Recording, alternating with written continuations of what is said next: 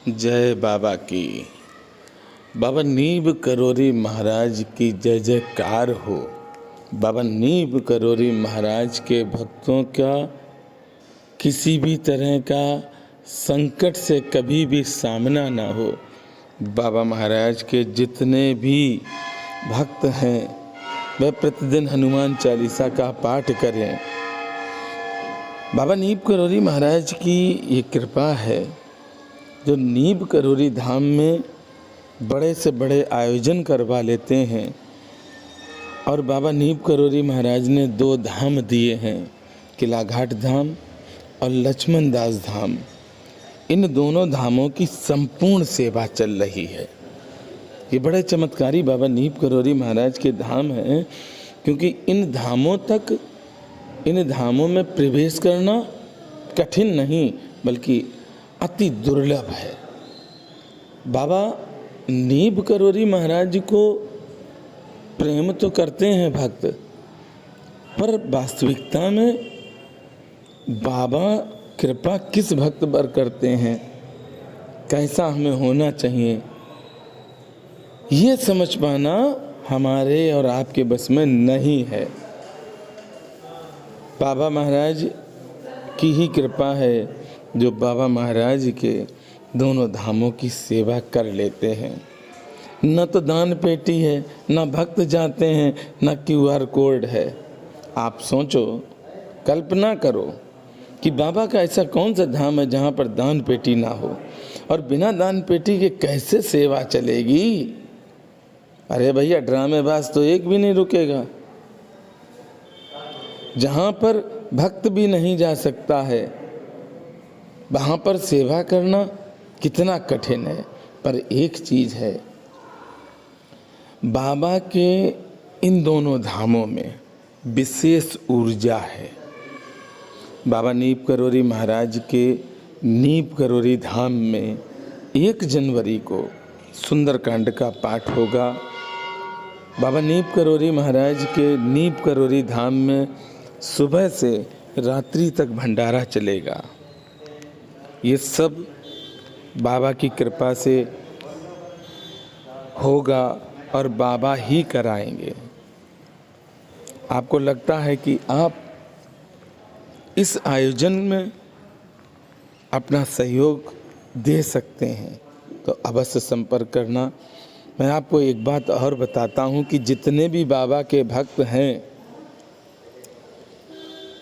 अगर वह चाहते हैं कि जीवन में उनके कभी भी कोई तनाव ना आए, कोई परेशानी ना आए, तो आज से एक व्रत, एक नियम, एक कसम आपको खानी पड़ेगी कि प्रतिदिन श्री हनुमान चालीसा हाथ में पकड़ के ही पढ़ना है। अगर आप प्रतिदिन श्री हनुमान चालीसा हाथ में पकड़ के पढ़ेंगे तो आपके पास संकट बाबा आने ही नहीं देंगे। और जिस पर बाबा का हाथ, जिस भक्त के ऊपर बाबा महाराज का हाथ रख जाता है, उसके जीवन में कभी भी कोई कष्ट आ ही नहीं सकता है। गुरु के वचनों का पालन करना इस कलयुग में बहुत कठिन है। मैंने तो ना के बराबर वह भक्त देखे हैं जो अपने गुरु के वचनों का पालन करते हैं। देखिए, गुरु के वचनों का पालन अगर करना है तो पहले तो माता पिता की सेवा करनी है, माता पिता के वचनों का पालन करना है।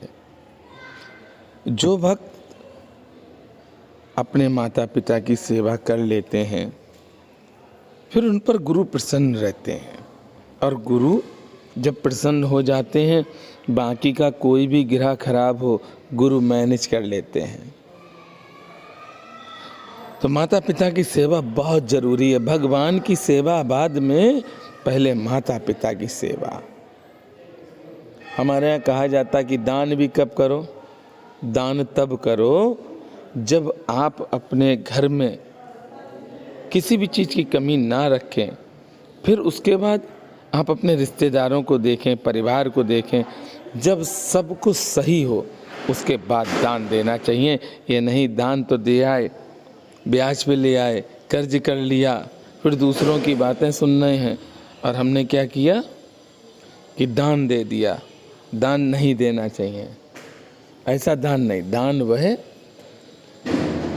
जो आपका दान लगे, और लगेगा वही दान आपका भगवान को जब आप अपना पूरा दायित्व निभा देंगे। आज मैं एक बात और बड़ी निवेदन और हाथ जोड़कर मैं सारे ही उन युवा भक्तों से कहना चाहता हूँ जो भगवान की शरण में जा रहे हैं कि आज से, अभी से, अगर अपने माता पिता की आप सेवा नहीं कर रहे हैं तो आज से, अभी से आप अपने माता पिता की सेवा करो। भगवान इतनी कृपा करेंगे जो आपने सोचा भी नहीं होगा। जिस घर में माता पिता की सेवा होती है उस घर में कभी दरिद्रता नहीं आती, यानी कि दरिद्रता नहीं आएगी। और जब दरिद्रता नहीं आएगी तो गरीबी नहीं आएगी।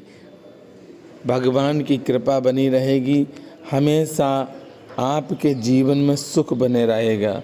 बाबा नीम करोली महाराज के नीम करोली धाम में 1 जनवरी को जो आयोजन है, आप नहीं आ सकते हैं तो आप YouTube मोबाइल पर मैं वीडियो डालूँगा, अवश्य देखें। बाबा का ये तपस्थली भी है बाबा महाराज की, और तपस्थली पर सुबह से ही कार्यक्रम चालू होगा। आपने देखा होगा 28 नवंबर को बाबा नीम करोली महाराज का जन्मोत्सव मनाया। बहुत आनंद आया। नीम करोली धाम में जन्मोत्सव हुआ और बाबा महाराज की कृपा रही। जब तक बाबा ने अपनी कृपा की तब तक ये कार्यक्रम चलता रहा, क्योंकि कराने वाले हैं नीम करोली बाबा। माध्यम किसी को भी कर सकते हैं। मैं अपने जीवन में प्रयास करता हूँ कि गुरु के वचनों का पालन करूँ, गुरु से प्रेम करूँ, ये तो बाद में। पहले तो गुरु के वचनों से प्रेम कर लें, उसके बाद हम गुरु से प्रेम करें। बाबा नीम करोली महाराज का विनय चालीसा, उसमें लिखा, भेष वस्त्र हो सादा, ऐसे जाने नहीं कोई साधु जैसे।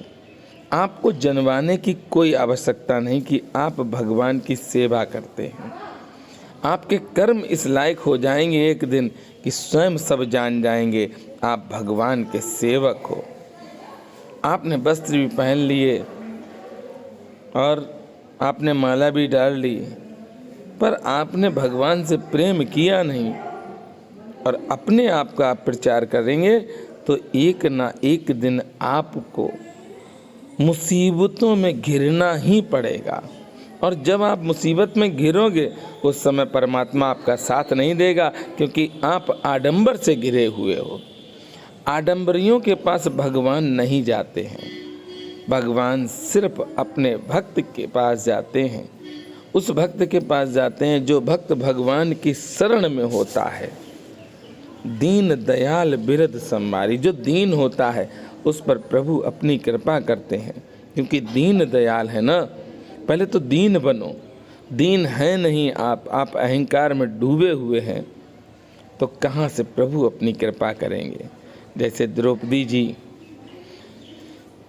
जी को जब तक लगा कि ये 5 हमारे पति हैं, बचा लेंगे, तब तक भगवान नहीं आए। जब समर्पण भाव से समर्पित हो गई, दोनों हाथ उठाकर भगवान को बुलाया, तो भगवान को आना पड़ा। जबकि भगवान श्री कृष्ण उस समय भोजन कर रहे थे।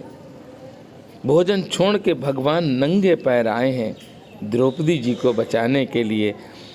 इस भाव से आप समझ जाइए कि भगवान को क्या पसंद है।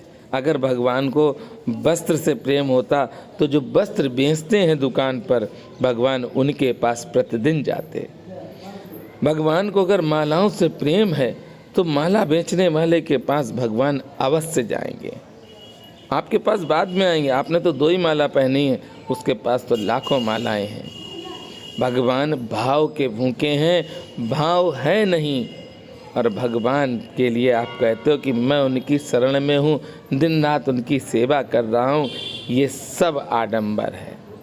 इस आडंबर से आप अपना भी पतन करेंगे और आप अपने परिवार का भी पतन करेंगे, इसलिए आडंबरों से दूर हटो, भगवान की शरण में रहो, क्योंकि भगवान की शरण में जब आप होगे तो आपका पूरा परिवार, भगवान की जिम्मेदारी है चलाना, आपसे कोई मतलब नहीं है, भगवान स्वयं जिम्मेदारी ले लेते हैं। भगवान बहुत सरल हैं, उनको कहीं ढूंढने जाने की आवश्यकता नहीं है। आप अपने घर पर अपने माता पिता की सेवा करो, भगवान आपके पास स्वयं चल कर आएंगे। तो आप सब 1 जनवरी के कार्यक्रम में शामिल होना चाहते हैं तो अवश्य बताएं। जय सिया राम, जय हनुमान।